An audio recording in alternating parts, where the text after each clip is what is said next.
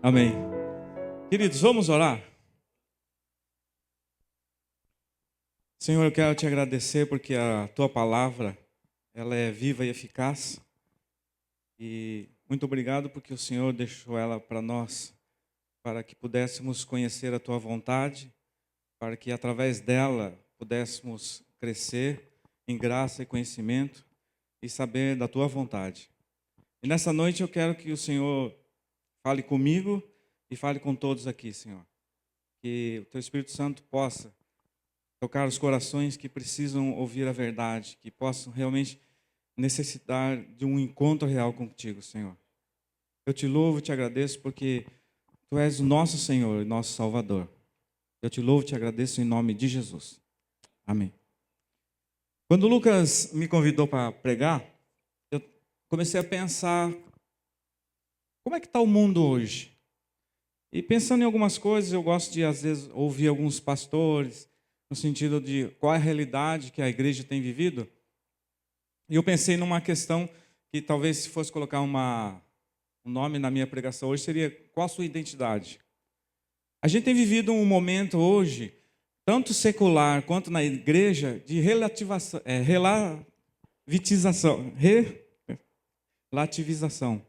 Tudo é relativo. Se você pensar hoje no trabalho, se você colocar algum conceito seu, a pessoa vai falar assim, não é bem assim. Tem algumas coisas. Algumas igrejas também, se você se posicionar, alguém vai falar para você, não, também não é bem assim. Tem algumas coisas que... E aí eu percebo que, principalmente dentro da igreja, algumas pessoas relativizam até a palavra, até posturas. E isso aconteceu comigo uma vez, eu trabalho na indústria farmacêutica, e eu tenho uma postura que eu creio que Deus coloca como você, diante do seu trabalho, na tua escola, você tem que se posicionar como uma pessoa que realmente acredita que Deus é o seu Senhor e seu Salvador.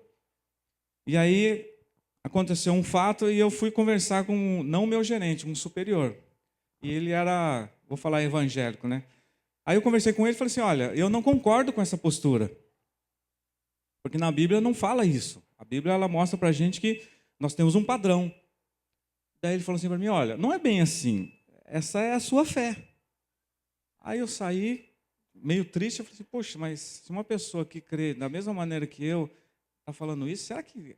Aí eu fui buscar em Deus e Deus me revelou através da palavra que realmente o que eu estava crendo, o que eu realmente tinha, era aquilo que eu concordava. E aí eu penso na questão hoje de como que você se pronuncia diante de quando alguém te questiona qual a sua fé. E a gente percebe que hoje no mundo gospel, né, as pessoas hoje, eu sou evangélico, eu sou crente, eu sou protestante. E aí, em cima disso, eu queria conversar com vocês hoje como a gente pode se posicionar diante do que Jesus trouxe para nós. Então, eu queria que você abrisse a sua Bíblia, o texto hoje para reflexão, lá em Lucas 9, 23. Não é um texto muito comum de se ouvir hoje, porque traz algumas considerações mais de responsabilidade para o nosso dia a dia. Então Jesus está falando assim, se alguém quer vir após mim, negue-se a si mesmo e tome cada dia a sua cruz e siga-me. Aí eu estava pensando, né? Se alguém quiser vir após mim, então Jesus está fazendo um convite. Então se você hoje ainda não teve encontro com Jesus, o Senhor está fazendo um convite para você. E essa advertência de se alguém quiser vir após mim, Jesus está falando que existe algumas coisas para você ser meu discípulo. Não é tão simples assim como qualquer coisa que você toma uma decisão na sua vida. Existem alguns passos que você tem que fazer. E eu comecei a pensar nisso, daí eu destrinchei esse versículo e eu queria conversar com vocês agora. Negue-se a si mesmo. E aí vamos tentando aqui a gente chegar num consenso. Negue-se a si mesmo. Qual foi o maior exemplo de negação que nós temos dentro da Bíblia? O Senhor Jesus. E aí o Eros falou da Jocum. Tem um teatro da Jocum que eu gosto muito, chamado Dois Reinos. E para mim foi uma peça de 20 minutos. Mas para mim, quem fez essa peça, ele pegou desde Gênesis e Apocalipse, condensou em 20 minutos, com bases teólogas muito fortes e retrata muito bem a questão do Jesus negar-se. Começa com Deus e Jesus criando o mundo e Jesus participando disso, como a Bíblia fala, que Jesus também foi, tudo foi feito por ele. Jesus criando também com Deus o mundo, o homem, tendo relacionamento com esse homem todo dia, mas chegou um momento em que o homem pecou e Deus, olhando com Jesus, Jesus falou assim, eu vou lá, eu vou me destituir da minha glória e eu vou. E aí nesse momento, os dois tinham uma coroa cada um, Jesus se ajoelha, Deus tira a coroa de Jesus e Jesus entra no mundo. E aí Jesus começa a fazer o seu trabalho com cada um, mas chega um determinado momento que o homem decide crucificá-lo. Aí entra o diabo também junto, crucificam Jesus. E nesse momento que Jesus está sendo crucificado, ele olha para Deus, Deus está olhando para ele. No momento da morte, Deus vira o rosto para Jesus. Que foi aquele momento onde que todo o pecado da humanidade foi derramado sobre Jesus. Aí Deus vira as costas para Deus. E o diabo aparece e parece que o diabo estava vencendo. Mas, num determinado momento, com uma música, Deus ressuscita Jesus, porque Deus aceitou o sacrifício de Jesus. E nesse momento, quando Jesus ressuscita, ele pega a chave da morte do diabo. E ele vai, volta para Deus e fala, olha, eu venci o mundo. Daí Deus fala, agora você pode voltar para o seu reino. Aí no final, Jesus ajoelha e Deus restitui, todos ficam de joelho e Deus coloca a coroa de novo em Jesus e Jesus sendo recebido com honra e glória. E aí eu penso assim, qual outro exemplo de negação que nós temos para a nossa vida? Aí nós vamos voltar lá para o passado, bem distante, dos nossos pais, que foi Adão. Adão, ele tinha tudo para dar certo. Ele tinha tudo no Jardim do Éden. Estava lá, Deus conversando com ele toda a tarde. Mas houve um problema com Adão, que eu vejo que acontece conosco hoje, que é a questão da eu posso, eu sou capaz.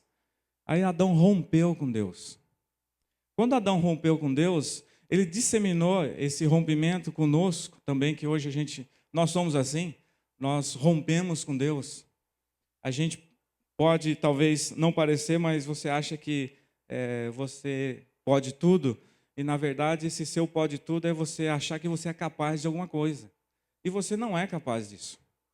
E esse negar-se a si mesmo que Jesus está falando é o seguinte, você tem que negar aquilo que você acha que você é capaz. Aquilo que você acha que você tem condição de resolver alguma coisa. Você não tem. Eu não tenho condições de resolver. E por isso nós precisamos, esse amor tão grande assim, a gente não pode negar. Um amor tão grande, capaz de Jesus derramar-se por nós, negar toda aquela glória. O Eros falou aqui da questão, nós não dimensionamos o que Jesus negou, na verdade. Eu estava pensando assim, se alguém chegasse aqui e falasse para você, olha, eu consegui fazer em Marte um centro que você pode viver por resto da sua vida, só que o preço dessa passagem seria $1 milhão.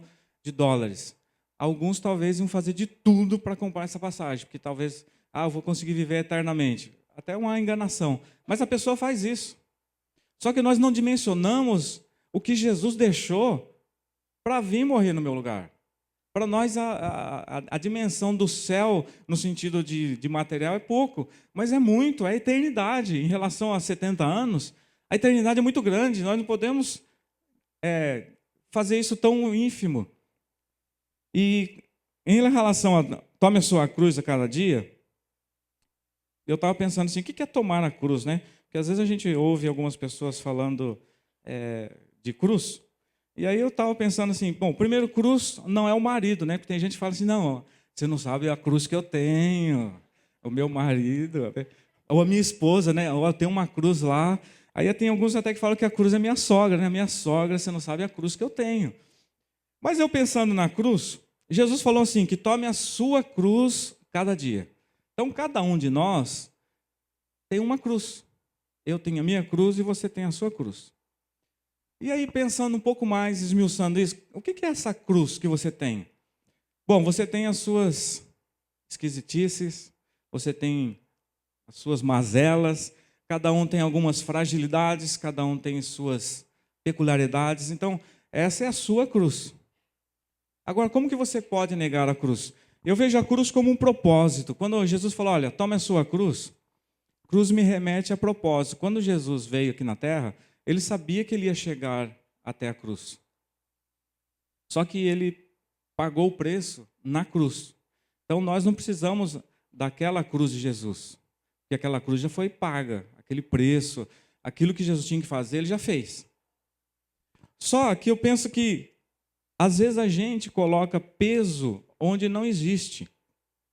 Mesmo que, às vezes, a doença ou situações difíceis possam estar acontecendo na nossa vida, isso não é cruz, isso são coisas do dia a dia, que vão acontecendo com a gente.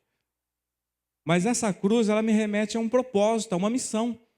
E toda vez que eu penso nisso, eu vejo que você tem que estar pregando o evangelho. A cruz me remete a isso.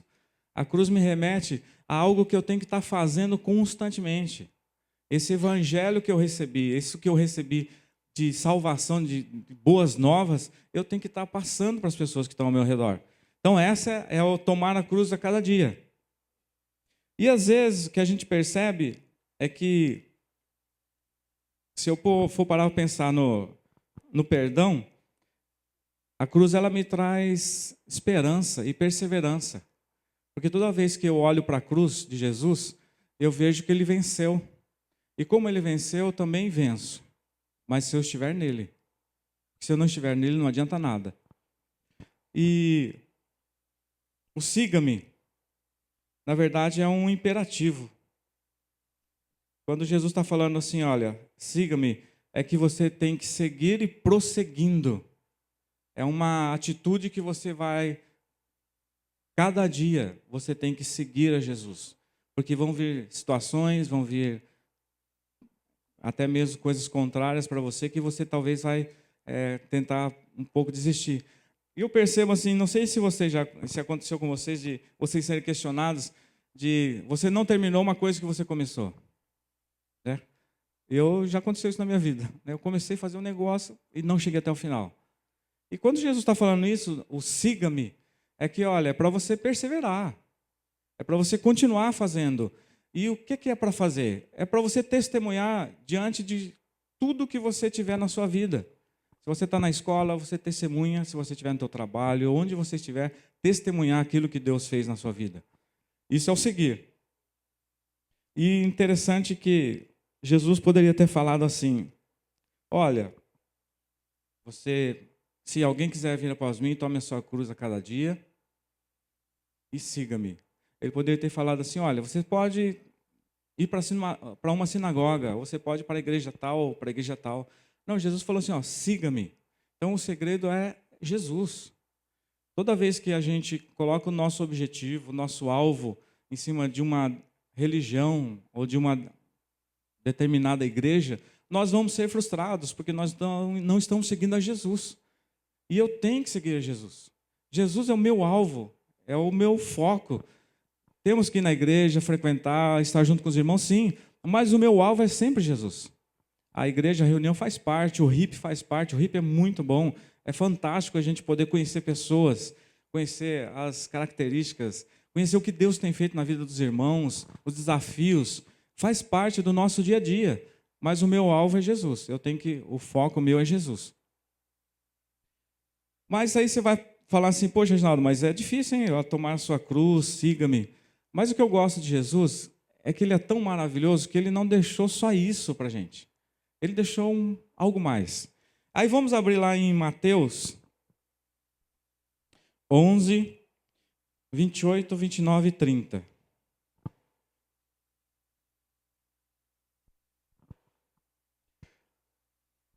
Vinde a mim, todos os que estáis cansados e oprimidos, e eu vos aliviarei. Tomai sobre vós o meu jugo, e aprendei de mim, que sou manso e humilde de coração, e encontrareis descanso para as vossas almas.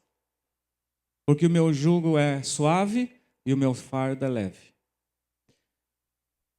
Antes de eu começar, eu Eu gosto de muito visual para a gente compreender, porque quando a gente vê, a gente entende melhor do que só ouvir. E pensando um pouco na questão do rompimento com Deus, uma forma de a gente talvez entender isso mais de uma forma prática. Quando Adão rompeu com Deus, imagina, todo mundo aqui tem celular, gosta do celular. Quando Adão rompeu com Deus, ele rompeu e ele ficou sem energia. E aí, a partir disso, ele não tinha mais vida. Mas é interessante que, na necessidade, na ânsia do ser humano querer vida, a religião vem e tenta arrumar vida.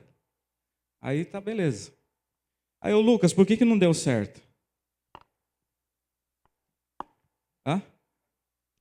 Porque não tem vida, não está conectada. Mas, às vezes, as pessoas pensam que estão conectadas.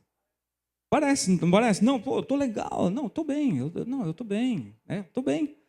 Mas não está ligado à vida. E é interessante que se você não estiver ligado à vida, você não tem vida.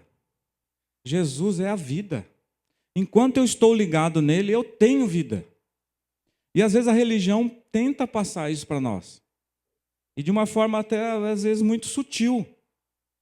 Das coisas, às vezes, que você pensa que você tem. E, na verdade, você não tem. Você só tem vida se você estiver nele. Enquanto você estiver nele. Se você não estiver em Jesus, você não tem vida. Então, não adianta. E o que o Eros falou aqui é verdade.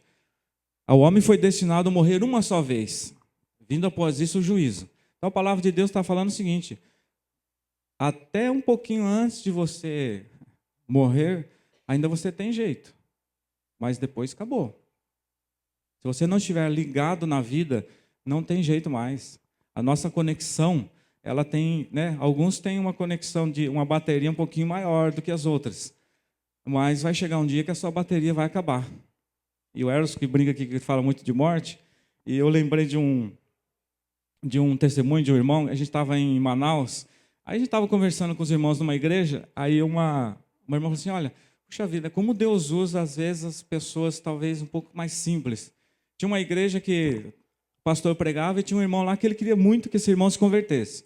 E às vezes ele direcionava a palavra para esse irmão, mas não adiantava. Aí o pastor faltou, aí chamou um diácono para ele pregar. Aí o diácono foi lá, abriu a Bíblia. Se eu não me engano, o texto, acho que era Gênesis 5, que fala toda a genealogia. Daí ele começou a ler. Porque fulano nasceu, viveu e morreu. Fulano nasceu, viveu e morreu. Fulano nasceu, viveu e morreu. Ele leu toda a genealogia. Aí ele falou assim, olha, o que eu gostaria de falar aqui é o seguinte, nós nascemos, vivemos e vamos morrer. E para onde você vai? Simples, simples assim. De repente aquele senhor vem chorando. Eu quero ter um encontro com Jesus e tal. Aí oraram por ele e tudo. Aí no final, depois de um dia, eu falei assim, irmão, por que o pastor sempre falava com você? Eu falei, não, mas nunca me tocou. Mas naquele dia, quando ele falou assim, você está vivendo, você vai morrer. Ele falou assim, foi muito forte isso para mim. E aí eu falei assim, não, eu tenho que tomar uma decisão na minha vida. Eu posso continuar desse jeito. E aí que ele decidiu realmente. Então, Eros, não é só você que fala de morte, não. Tem mais gente que fala também. E aí, voltando lá em Mateus... eu acho interessante assim que os nossos esforços fatigantes para alcançar o descanso espiritual não aliviam o fardo e as obrigações criadas pelo homem. Então, por mais que a gente tente aliviar a nossa consciência, por mais que a gente tente fazer alguma coisa que, tentar dar uma... Não adianta, gente. O nosso fardo está lá. Só que Jesus falou que o fardo dele é diferente. E aí eu penso assim, que descanso é esse que Jesus nos dá quando você tem um encontro com Ele? Existe a questão, os 4 P's, mas eu gosto disso aqui que é muito... Esse descanso envolve a remoção da culpa do pecado. O fardo de Jesus é tão leve que ele remove. Quando você tem um encontro com Jesus, esse fardo que a gente tem antes de ter um encontro com Jesus... ele é removido. Então essa culpa do pecado não existe mais. Então você pode caminhar mais tranquilo. Eu já contei aqui a minha experiência. Eu nasci em lar evangélico, mas eu tinha um medo de morrer terrível, mas muito grande. Até o dia em que eu encontrei Jesus. Aí esse fardo foi retirado do medo da morte. E aí não tenho mais medo da morte. Pode ser qualquer hora. Eu vou estar com Jesus.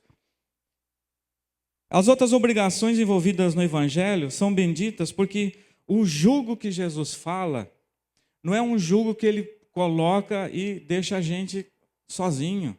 É um jugo onde ele vai estar junto. Uma definição que eu gosto de quando você tem um encontro com Jesus é que ele é o melhor amigo para todas as horas. Não é só quando você está alegre que ele está lá, mas ele está lá a qualquer momento da sua vida. Então, Jesus é algo que você tem para a sua vida toda. É um amigo para todas as horas. Tudo que você precisar, você pode compartilhar com Jesus, que ele vai estar lá com você. Ele vai estar te ajudando, vai estar te auxiliando. Por isso que Jesus falou que o fardo dele é leve, o jugo dele é suave. Não é aquilo que o mundo coloca na nossa vida, que às vezes, muitas vezes, nós pensamos que estamos de boa, mas não estamos não.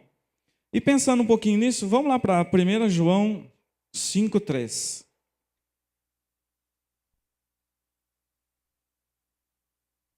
Amém? Todos acharam? Porque nisso consiste o amor a Deus, em obedecer aos seus mandamentos, e os seus mandamentos não são pesados. Amém? Aí eu vejo aqui que, voltando à questão do fardo de Jesus que é leve, os mandamentos de Deus não são pesados porque quando eu leio a palavra de Deus, ela tira esse jugo do pecado da minha vida e eu consigo ter um relacionamento muito saudável com Deus, muito mais tranquilo do que quando eu não tinha um encontro com Jesus. E por isso que eu penso que quando você está lendo a palavra de Deus, quando você está buscando tudo que você precisa em Deus, você tem a sua vida muito mais saudável e muito mais tranquila, no sentido de que Jesus está com você.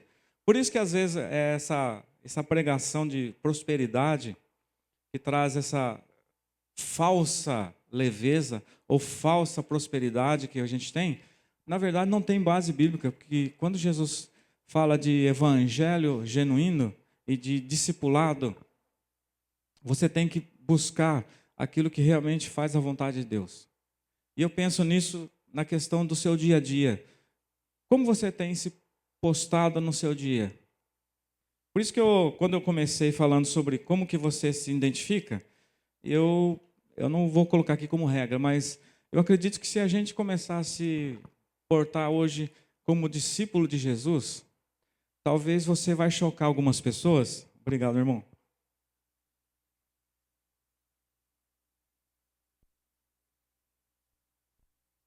Eu penso que quando você choca, você dá margem à pessoa para perguntar para você. Como a gente sabe que se você fala que você é crente, cai em descrédito.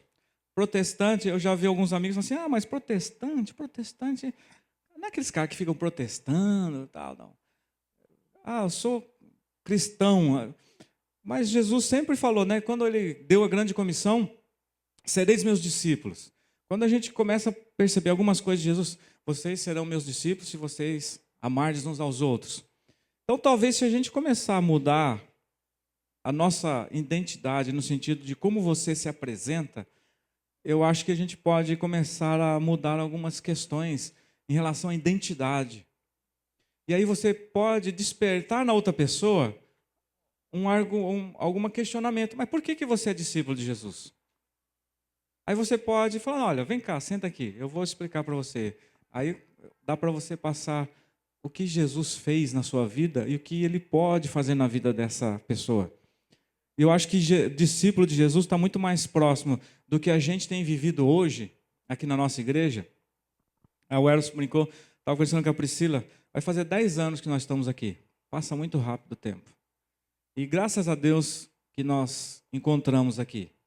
Nós já passamos muitas igrejas, no sentido de estar buscando uma palavra genuína, igreja que realmente tem buscado viver aquilo que prega. Porque as pessoas, eu tenho um amigo que trabalha comigo, E ele fala assim, Reginaldo, pô, você é um crente de verdade, cara. Sabe por quê? Pô, eu não vejo você mentindo. Eu falei, pô, que bom, né?